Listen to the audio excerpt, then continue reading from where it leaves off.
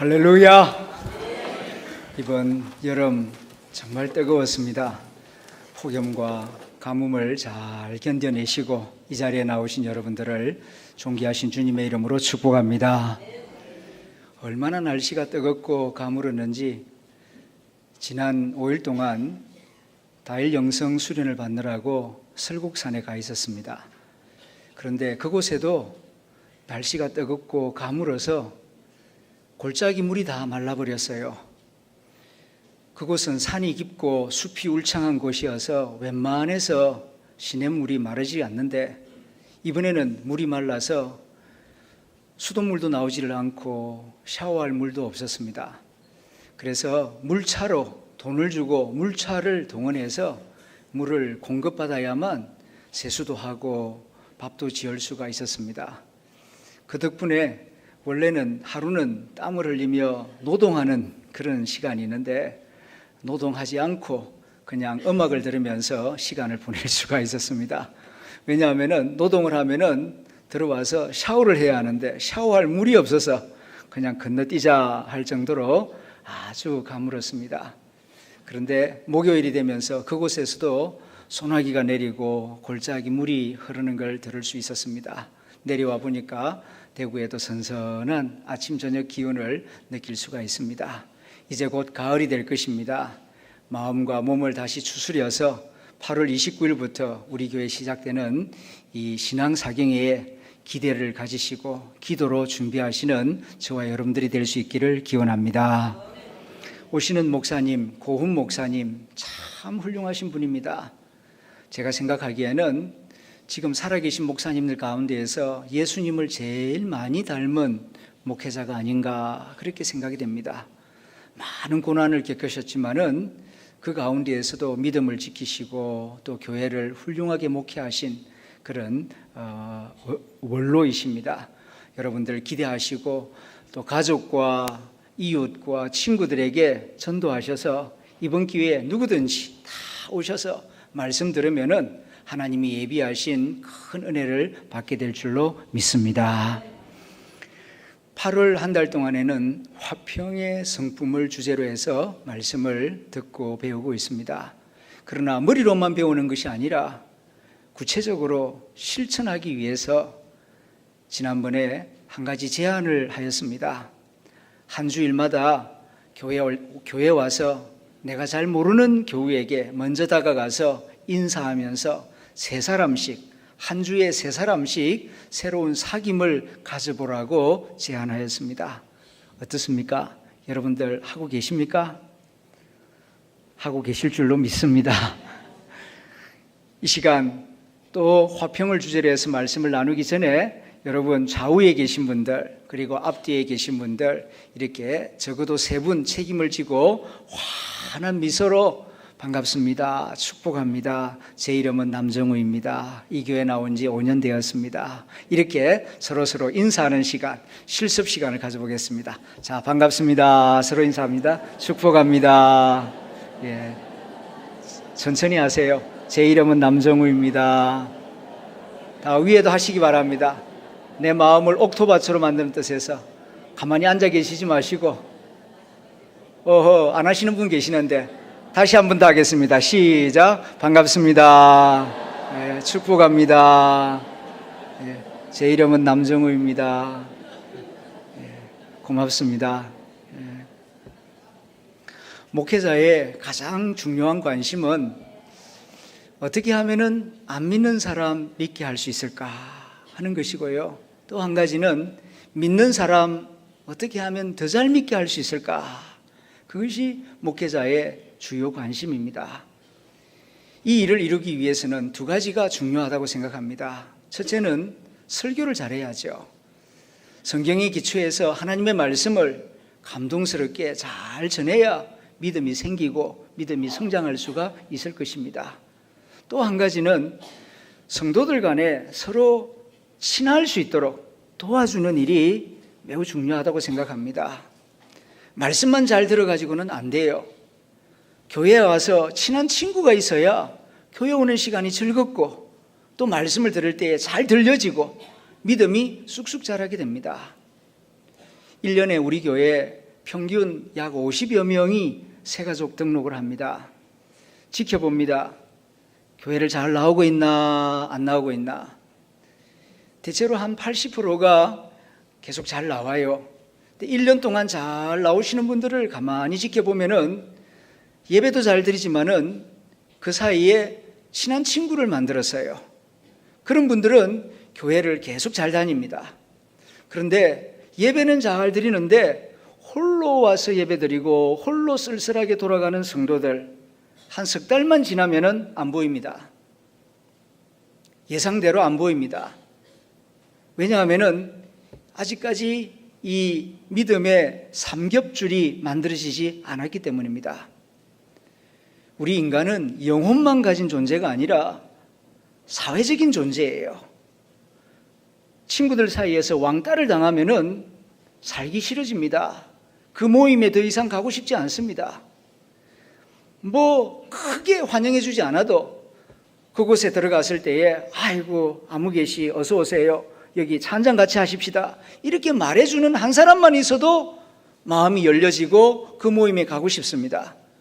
그런데 그 모임에 갔는데 세 번째, 네 번째 갔는데도 다 소닥 쳐다보듯이 멀뚱멀뚱 쳐다보기만 하고 어느 누구 여기 와서 차 한잔 하자는 사람 없으면은 내가 이 모임에 계속 가야 되나 말아야 하나 갈등할 수밖에 없어요. 저도 그랬고 여러분들도 아마 그럴 것입니다. 새가족들의 마음은 더 그럴 것입니다. 그렇기 때문에 우리가 따뜻하게 먼저 손을 내밀어서 악수해주고 내 자신을 소개해주고 이렇게 환영해주는 그 분위기가 믿음을 성장하게 하는데 밑거름이 되게 하는 것입니다. 새가족만 그런 게 아닙니다. 오래 다니신 성도들, 우리 교회 안에서 비교적 봉사활동 그리고 여러 가지 그 교회 활동을 열심히 하시는 집사님들, 권사님들 가만히 살펴보면 예외 없이 교회 안에 친밀한 친구들이 있는 분들이에요. 혼자서 다니시는 분들은 대체로 신앙생활이 적극적이지 않습니다. 그런데 친한 친구들이 있는 많은 분 필요 없어요. 그저 한두 명만 있어도 교회 생활, 신앙생활을 재미있게 열심히 하게 되는 것을 보게 됩니다. 오늘 본문 전도서 4장 9절에서 다시 한번 이 신앙생활하는 데 있어서 친구의 중요성을 우리에게 말씀해 주고 있습니다. 두 사람이 한 사람보다 낫다. 두 사람이 한 사람보다 나음은 그들이 수고함으로 좋은 상을 얻을 것임이라. 혹시 그들이 넘어지면 하나가 그 동물을 붙들어 일으키려니와 홀로 있어 넘어지고 붙들어 일으킬 자가 없는 자에게는 화가 있으리라. 또 두 사람이 함께 누우면 따뜻하거니와 한 사람이면 어찌 따뜻하랴. 한 사람이면 패하겠거니와 두 사람이면 맞설 수 있나니 세 겹줄은 쉽게 끊어지지 아니하느니라. 우리가 화평의 성품을 배우기를 원합니다. 그런데 이 화평의 성품은 거창한 것이 아닙니다. 뭐 인류를 화평하게 하고 남북 간을 화평하게 하고 그냥 그것은 좀 내려놓으시고 그저 나와 너 이 두 사람이 먼저 화평할 수 있다면 세상도 점점 화평해질 것입니다. 그러므로 내가 먼저 손을 내밀어서 그의 도움이 되고 그의 부족함을 채워주면 그 또한 나의 부족함을 채워주어서 두 사람이 함께 길을 걸어가면은 때로는 넘어지더라도 다른 한 사람이 붙들어 일으켜 줄 것입니다. 신앙생활은 마라톤과 같은 긴 여정입니다. 그저 며칠 동안 화끈하게 부흥해하면서 예수 잘 믿어보기란 쉬운 일이에요.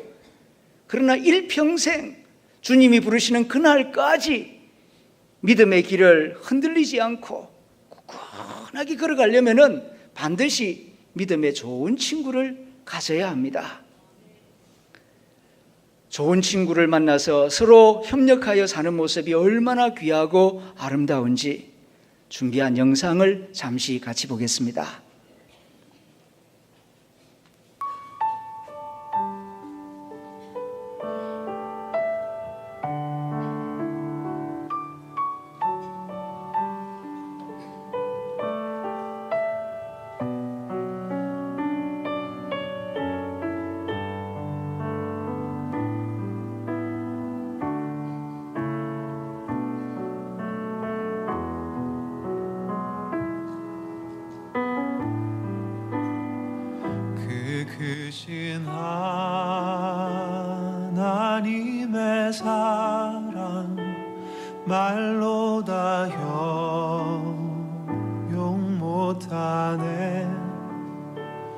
저 높고 높은 별을 넘어 이 낮고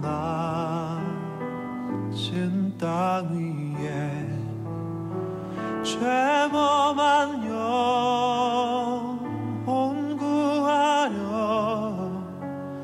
그 아들 보내。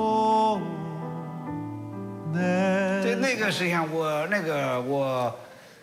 刚发生眼睛失明的那个时候，我可能是39岁啊，还是40岁，我弄不清了，我不记不得了。就是说，反正就是。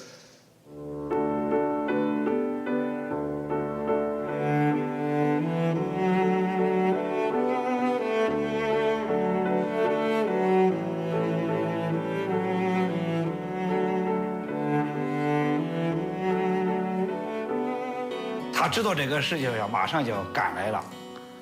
我就说，你说怎么办？那个时候他说没事儿，你就说我又不是从小就没有手嘛，也不是活到现在了，就是那个没事，我们以后就是说，就是我们常说的话，这个。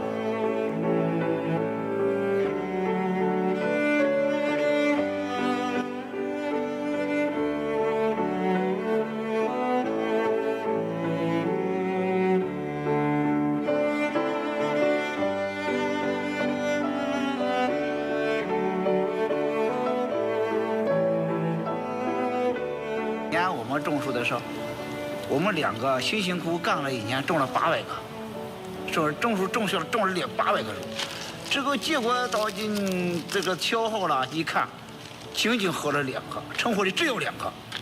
这个是要就是说真的，要不我说我这个没有人家坚强，那个时候种了800棵，只活了2棵，我已经就灰头丧气了。我就说放弃吧，不干了。我说不行，那不干了。人家说。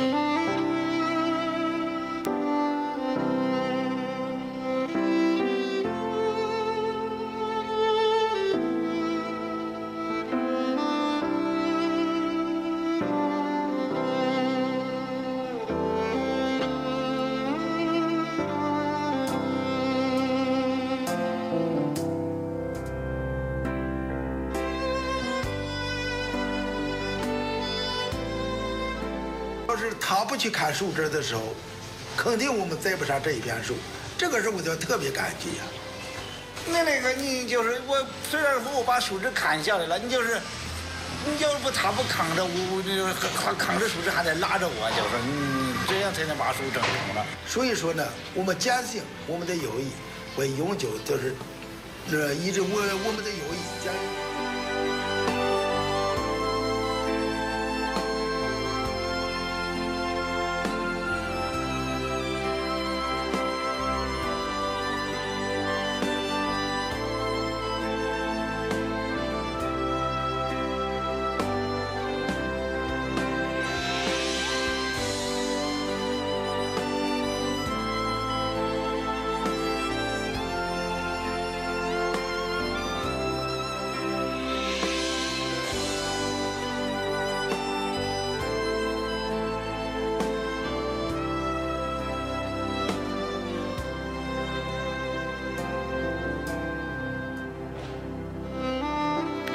오늘의 설교 제목은 믿음 생활의 삼겹줄입니다.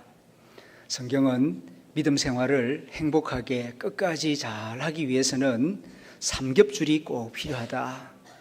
홀겹줄은 쉽게 끊어지지만 세 줄로 엮어서 끈을 만들면은 단단해지고 쉽게 끊어지지 아니하는 것처럼 신앙생활에 나가기 위해서는 적어도 세 친구가 필요하다고 말씀합니다. 그 세 친구의 유형을 소개하자면 한 사람은 바나바 같은 사람이요, 다른 한 사람은 바울 같은 사람이요, 세 번째는 디모데 같은 사람이라고 할 수 있습니다. 바나바는 어떤 사람인가? 바나바의 성품을 대변할 수 있는 성경은 사도행전 9장 26절 27절이라고 할 수 있습니다. 자막을 보며 같이 읽어보겠습니다. 시작. 사울이 예루살렘에 가서 제자들을 사귀고자 하나 다 두려워하여 그 제자됨을 믿지 아니하니 바나바가 데리고 사도들에게 가서 그가 길에서 어떻게 주를 보았는지와 주께서 그에게 말씀하신 일과 다메섹에서 그가 어떻게 예수의 이름으로 담대히 말하였는지를 전하느니라. 아멘. 기독교 역사에 있어서 바울의 위치는 매우 중요합니다. 그러나 바나바가 없었다면 사울이 바울 될 수가 없었을 것입니다. 사울은 원래 예수님을 박해하던 사람이었습니다. 그러나 예수님을 만난 다음 180도로 변화하죠. 예수님을 사랑하게 되었고 예수님의 복음을 부끄러워하지 않고 많은 사람들에게 복음을 전하는 사람이 되었습니다. 그런데 유감스럽게도 이전에 유대인 친구들은 바울이 변화된 것을 믿어주지 않았습니다. 나는 변화되었는데 다른 사람들이 믿어주지 아니할 때 그것처럼 답답한 일이 어디 있겠습니까? 그런데 바나바가 믿어줍니다. 바나바가 변화된 이 사울을 믿어주고 왕따 당하고 있는 이 사울을 데리고 사도들에게 찾아가서 인사를 시킵니다. 사울은 더 이상 옛날 사울이 아니라고, 예수님을 진짜 만났다고, 그리고 자기 목숨 내어놓고 복음을 전하는 사람이 되었다고, 사울이 이제 우리의 형제라고 이렇게 바나바가 소개해 줍니다. 그리고 안디옥 교회로 데리고 가서 여러 교우들에게 바울을 소개해 주며 바울이 어떻게 주님을 위하여 충성하는지, 주님을 얼마만큼 사랑하고 있는지를 말해 줍니다. 바나바의 말을 듣고 사도들이 바울을 받아들이고 안디옥 교회가 바울을 받아들여서 바울이 기독교의 큰 지도자가 될 수가 있었던 것입니다. 바나바는 도와주는 사람입니다. 바나바는 키워주는 사람입니다. 바나바는 지지해주는 사람입니다. 그래서 우리 교회에서도 새 가족이 찾아오면은 바나바를 짝을 맺어줍니다. 이 새 가족을 바나바의 마음으로 도와주고 격려하고 믿음이 자라도록 지지해주라고. 바나바는 이와 같은 성품을 가진 사람입니다. 두 번째로는 바울 같은 사람이 있습니다. 바울의 성품을 대변할 수 있는 성경 구절이 갈라디아서 2장 11절이라고 할 수 있습니다. 같이 스크린을 보며 읽어봅니다. 시작. 게바가 안디옥에 이르렀을 때에 책망받을 일이 있기로 내가 그를 대면하여 책망하였노라. 여기서 말하는 게바는 예수님의 수제자 베드로를 의미합니다. 베드로가 한 번은 안디옥에 와서 그 시몬이라고 하는 이방인 집에 들어가서 신방도 하고 식사도 했습니다. 시몬은 머두장이, 그러니까 짐승 죽고 난 다음 가죽을 벗겨가지고 여러 가지 물건을 만드는 그런 수공업자였습니다. 유대인들은 그런 일을 안 하죠. 이방인들만 이런 일을 하는데 거기 들어가서 같이 밥 먹다가 유대주의에 사로잡혀 있는 옛날 친구들이 찾아오니까 이방인하고 식사 안 한 것처럼 시치미를 딱 떼는 겁니다. 이 모습을 보고 바울이 막내인데 사도들 가운데 제일 막내입니다. 베드로는 제일 큰 형님입니다. 그런데 이 막내가 베드로를 감히 책망했다는 것입니다. 아니, 사도로서 예수의 복음을 전하는 사람으로서 어찌하여 그렇게 위선을 떠느냐고.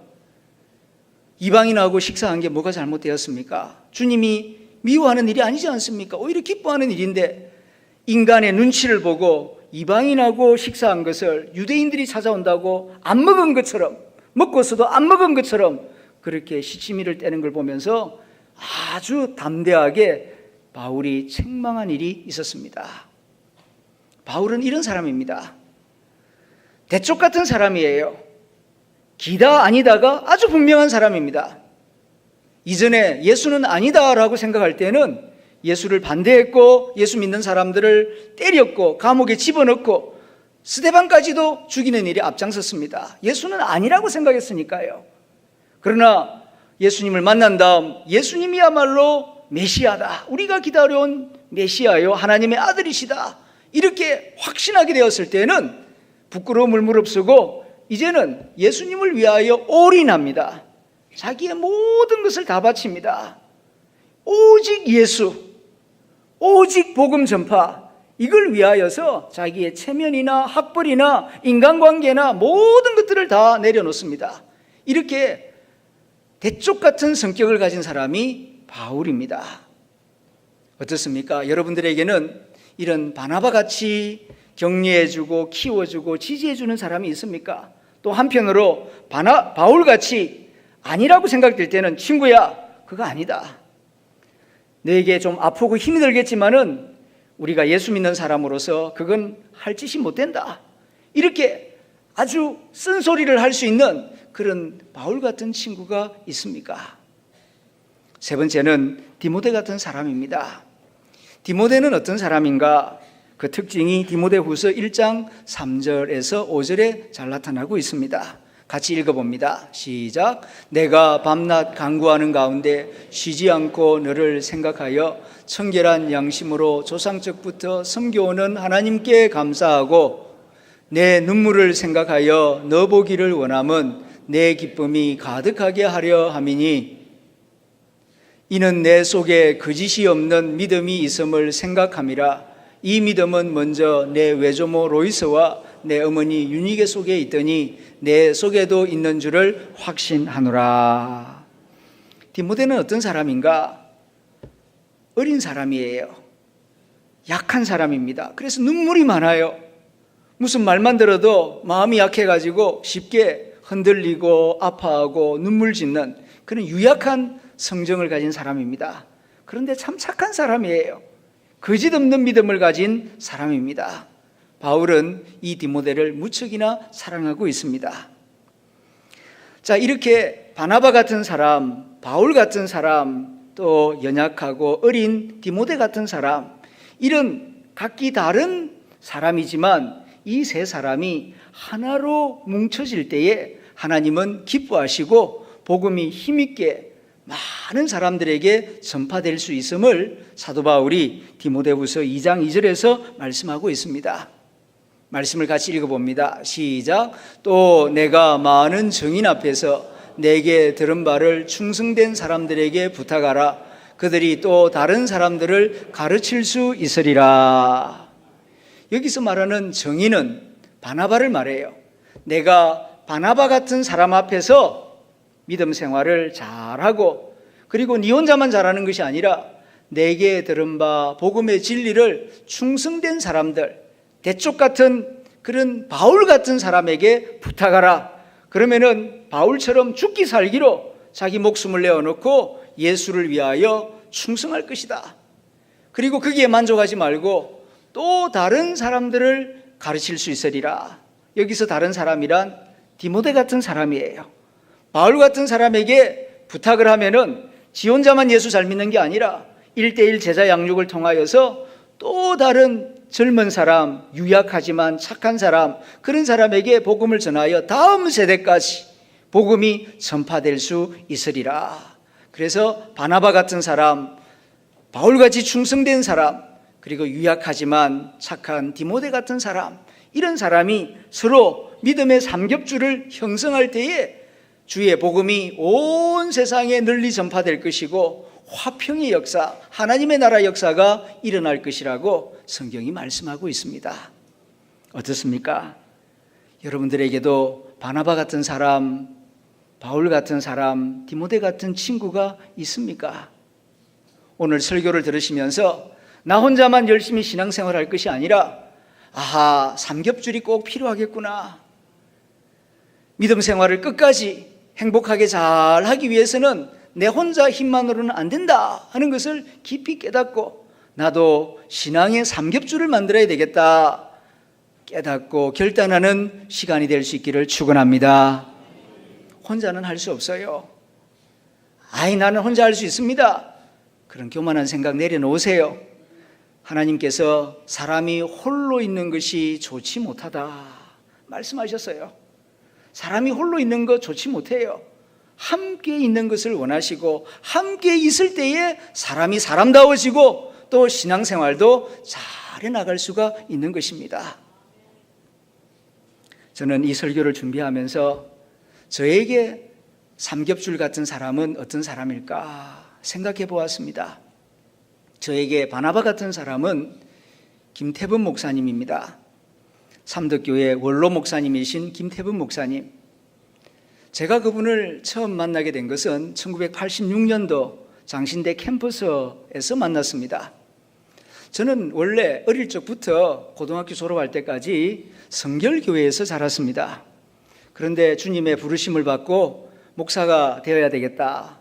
그래서 신학교를 가려고 준비를 하는데 저는 학비를 낼 능력이 없었습니다. 전국의 12개 신학대학 가운데 유일하게 4년 동안 장학금을 줄 수 있다고 응답을 보내준 신학대학이 장로회 신학대학교였습니다. 그래서 저는 성결교를 떠나서 장로회 신학대학에 들어간 것입니다. 그러나 중요한 것은 학부과정을 마치고 신학대학원에 들어갈 때 이 학부과정은 누구나 할 수 있지만 신학대학원은 장로교회 목사님의 추천을 받은 자만 들어갈 수 있습니다. 왜냐하면 이건 목사가 되는 과정이니까요. 그런데 제가 아는 목사님은 다 성결교 목사님이지 장로교에서 아는 목사님이 아무도 없었습니다. 그래서 기도하고 고민하고 있다가 우연히 그날 대구에서 서울을 방문했던 김태범 목사님을 벤치에서, 의자에 앉아있는 벤치에서 만났습니다. 이름도 얼굴도 성도 모르는 분입니다. 그러나 그냥 옆에 앉아서 제 사정을 이야기하였습니다. 그랬더니 내가 추천서를 써주겠다고.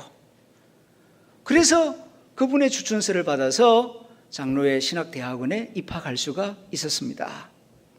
이후에 계속 저에게 관심을 가져주셨고 신학대학원 3년 동안 공부하는 동안 6학기 동안 등록금을 전액대 주셨습니다.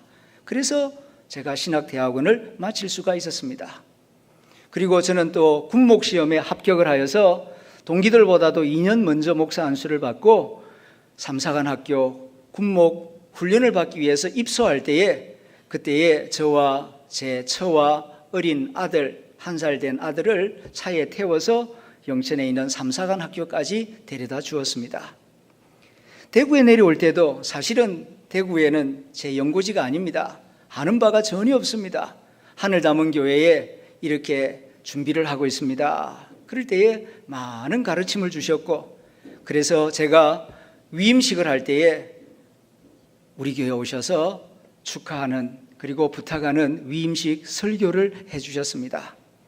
어려운 일이 있을 때마다 찾아가서 밤새워 이야기도 나누고 또 자주 전화도 하고 정말 바나바같이 저를 지지해 주시고 키워주시고 또 많은 가르침을 베풀어 주시는 그런 어른입니다. 두 번째, 저에게 바울 같은 사람은 누구일까 생각해 보니까 이광순 교수님이란 사실을 다시 한번 알게 되었습니다. 이광순 교수님은 제 박사 논문 지도 교수입니다.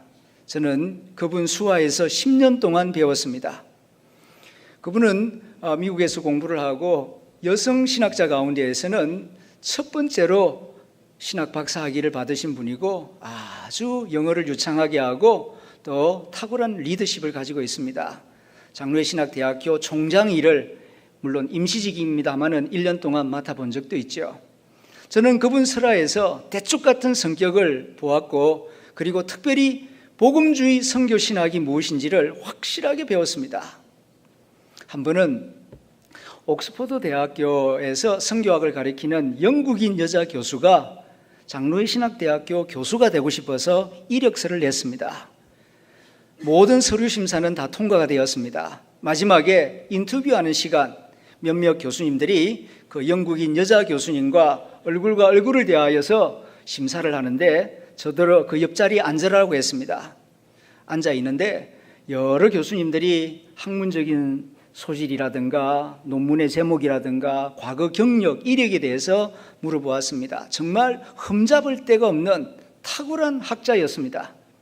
그런데 이 이광순 교수님은 자기 차례가 되었을 때 대뜸 네 엄마 네 아버지 교회 다니나? 이걸 물어보는 겁니다. 이분이 대답을 잘 못해요. 네 어머니 네 아버지 살아 계시나? 그리고 주일날 교회 가서 예배 드리는가? 대답을 못하고 머뭇거리고 있습니다. 영국이나 서구 사회에 많은 기독교인들이 개인주의에 빠져 있습니다. 그래서 자기는 교회를 다니는데 부모, 형제, 심지어 자식들도 교회 안 다니는 그런 경우가 허다합니다. 유학 생활을 하면서 이것을 안타깝게 지켜본 이광순 교수는 그걸 물어본 것입니다. 대답을 해보라고. 안 다닙니다. 자기 부모님도 교회를 안 다니는데 신학대학 선교학 교수가 되겠다고? 관두라고.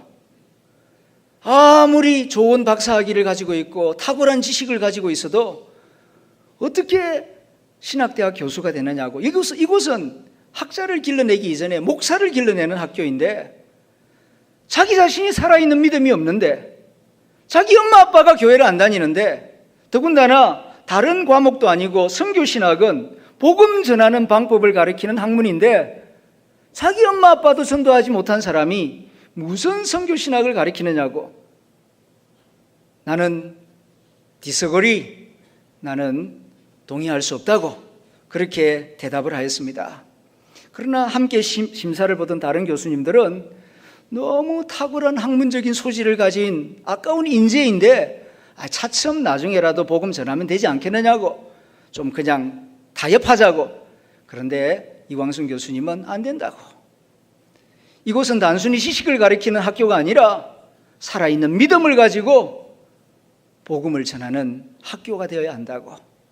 많은 비난을 감수하고 끝까지 거절하여서 그 일이 성사되지 못하는 것을 지켜보았습니다. 정말 대쪽 같은 성격을 가지고 있었습니다.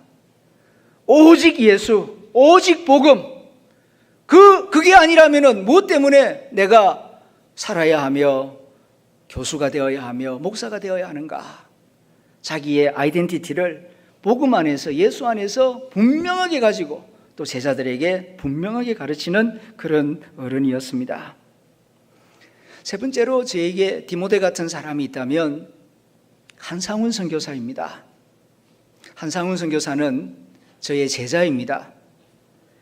2010년 장로회 신학대학교에서 잠시 가르치고 있을 때에 선교학 수업 시간, 그때에 제 클래스에 들어왔습니다. 얼마나 착하고 성실한지 수업을 하느라고 판서를 가득 해두고 나면은 쉬는 시간 되면 누가 시키지도 않았는데 깨끗하게 지어놓습니다. 그리고 수업에 필요한 것들을 챙겨주고 또 다른 학우들을 위하여서 심부름을 많이 하였습니다. 어떤 학생인가 관심이 갔습니다. 보니까 월요일부터 목요일까지는 학교에 나와서 열심히 공부하고 금요일 토요일이 되면은 서울역에 나가서 노숙자들에게 밥을 퍼주고 또 쓰러져 있는 노인들의 상처를 치료해주고 그들의 이야기를 들어주는 노숙자 사역을 하고 있었습니다. 한 번은 불러다가 물어보았습니다. 여러 가지 이야기를 듣게 되었습니다. 중학교 때에 어머니가 돌아가셨습니다. 그는 외아들입니다. 건국대학교 법대에 들어갔습니다. 아버지가 병으로 고생하고 있었기 때문에 신문팔이를 하면서 우유 배달을 하면서 고학을 하면서 근근히 대학을 마칠 수 있었습니다. 그런데 마칠 때에 아버지가 세상을 떠났습니다. 그리고 목사가 되겠다고 신학대학원에 들어온 것이었습니다. 너무너무 귀한 청년이었습니다. 그래서 교회를 소개해서 과천교회 교육전도사로 일을 하게 되었습니다. 과천교회는 우리 교회 3배, 4배 정도 되는 큰 교회입니다. 그 교회에서 사역을 마치고 목사 안수를 받고 난 다음 어느 날 제게 연락하기를 선교사로 가겠다고 했습니다. 어디로 가느냐고. 아프리카 부룬디로 간다고 했습니다. 저는 부룬디라는 나라가 있는 줄 몰랐습니다. 그때 처음으로 부룬디를 찾아보니까 전 세계에서 가장 작은 나라이고 전 세계에서 2번째로 못 사는 나라였습니다. 거기에 왜 가려고 하느냐고. 하나님이 나를 그곳으로 부르시는 것 같다고. 너무 마음이 아팠습니다.